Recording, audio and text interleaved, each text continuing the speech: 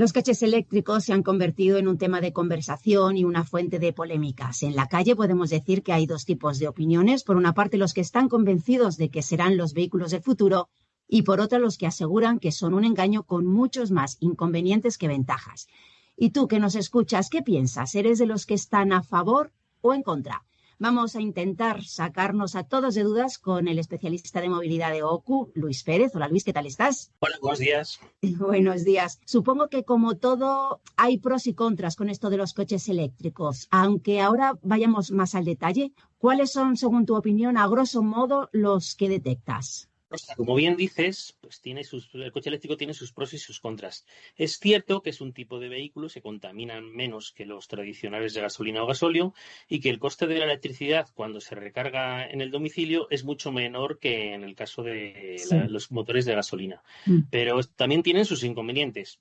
El principal y muy importante es que en la práctica solo lo pueden utilizar quienes puedan cargarlo en su casa, es decir, que dispongan de una plaza de aparcamiento o un lugar donde cargar. Y esto supone dejar fuera a más de la mitad de los hogares que hoy en día en España no disponen de esa posibilidad de tener un aparcamiento. Tampoco el coche eléctrico es la mejor opción para quien haga viajes largos con mucha frecuencia. Evidentemente se pueden hacer, pero en España todavía no hay una red suficientemente amplia de cargadores rápidos. Y además el coste de la electricidad en estos cargadores es caro, en algunos casos similar a lo que costaría usar un coche de gasolina. Además, en un coche eléctrico medio hay que parar a cargar las baterías cada aproximadamente 250 o 300 kilómetros y el tiempo que se emplea en esa carga es de al menos media hora. Si se realizan pocos viajes al año, por ejemplo en vacaciones o 3, 4 o 5 veces al año, no hay problema, se puede asumir esa incomodidad y el resto del uso, pues cargarlo en casa. Pero para personas que hagan uso del coche para viajes largos con mucha frecuencia, el hecho de tener que planificar el viaje y tener que ver dónde parar puede suponer un problema. Y por último, otro inconveniente es el precio de compra de estos coches, que puede ser casi 10.000 euros más caro que el equivalente en gasolina. También es cierto que este coste extra se va amortizando con el uso, ya que la electricidad, es mucho más barata que la gasolina cuando se carga en el domicilio. Y también que existen ayudas al plan MOVES de más de 4.500 euros que pueden llegar a 7.000, pero es un desembolso de dinero importante al adquirir el coche y además estas ayudas del plan MOVES normalmente se tardan en cobrar. En Ya. resumen, el coche eléctrico es mejor que el de gasolina, pero no es la mejor opción para muchas personas. Ya. Y luego además también hay muchas fake news que circulan por las redes sociales, muchas noticias falsas, pero tanto a favor como en contra. ¿Qué te parece si te digo alguna afirmación y tú me dices si es falso o verdadero? Venga, Perfecto. a ver, las baterías de los coches eléctricos se degradan rápido y no tienen garantía. ¿Falso o verdadero? Es falso. Te Mm. explico. Las baterías, como todas las baterías, se degradan con el uso, igual que ocurre, por ejemplo, con las de los teléfonos móviles. Pero esta degradación es lenta. De hecho, los fabricantes suelen dar una garantía a las baterías de sus coches cuando se compran de al menos 160.000 kilómetros u 8 años de uso. Durante este tiempo, la degradación de las baterías de ese coche debe de ser inferior al 25%.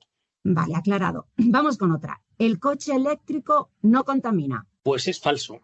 Es cierto que cuando circula no contamina, entonces es muy bueno pues para bajar la contaminación de las ciudades, pues que funciona con las baterías, pero estas baterías hay que recargarlas y la producción de electricidad para cargar las baterías sí que contaminan las centrales eléctricas. El grado de contaminación dependerá de qué centrales se estén utilizando durante el momento de la carga y siempre va a ser menor que lo que contamina un coche convencional, pero sí que contamina. Y también hay que tener en cuenta la contaminación que se produce en el proceso de fabricación del coche y de las baterías, que es mayor en el caso del coche eléctrico que en el caso de los coches convencionales. Pero globalmente sí que es cierto que el coche eléctrico contamina menos, pero también contamina. Vale, está seguro que lo han escuchado nuestros oyentes por todas partes. Los coches eléctricos se incendian fácilmente. Pues es falso. Hay una parte cierta que es que los incendios en los coches eléctricos son más complicados de apagar, porque el incendio de las baterías es complejo de apagar, pero el riesgo de incendio en un coche eléctrico es alrededor de 10 veces menor que el riesgo de incendio en un coche de gasolina. Y en caso de accidente, ¿el coche eléctrico es más barato de reparar? En general es falso. Por supuesto, todo depende del tipo de accidente. Si es un accidente muy pequeño de chapa, pues es igual de barato o de caro de reparar. Pero como se dañen las baterías que se encuentran en los bajos del coche, normalmente habrá que cambiarlas todas. Y es una parte muy cara que puede suponer un coste de hasta 30.000 euros en caso de coches con mucha autonomía. Venga, y la última. La batería de los coches eléctricos no se pueden reciclar. Pues esta no es ni cierta ni falsa totalmente. Es en parte cierta. Las baterías de los coches eléctricos se pueden reciclar en una parte de sus componentes, no en su totalidad. Es cierto que hoy por hoy el proceso de reciclaje es caro, pero se espera que esta tecnología sea cada vez más barata cuando haya más baterías que reciclar, y de hecho los objetivos de la Unión Europea es que haya una recuperación del 63% de las baterías en 2027 y del 73% en 2030, aunque esto es una incógnita y se verá si se llega a cumplir, pero solo se puede reciclar una parte hoy en día. Bueno, Luis, yo creo que habremos informado bien a nuestros oyentes de los pros y los contras. No sé si habremos hecho cambiar de opinión, pero bueno, nosotros hemos al menos informado. Te damos las gracias, Luis, por habernos aclarado todas estas dudas y bueno, que pases un buen día. Igualmente. Toda la información de consumo en el podcast de los consumidores. Somos Oku.